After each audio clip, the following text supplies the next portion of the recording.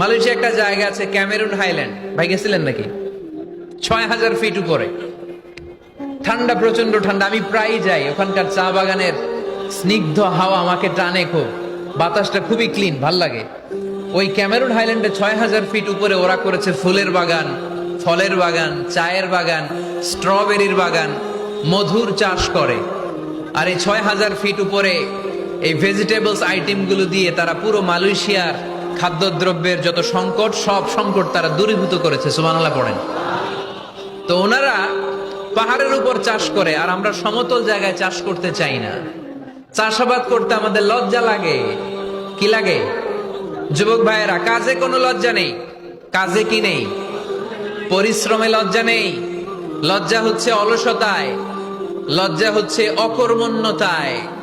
আমরা কাজ করে খেতে চাই, পরিশ্রম করে খেতে চাই। রাজি আছো সবাই?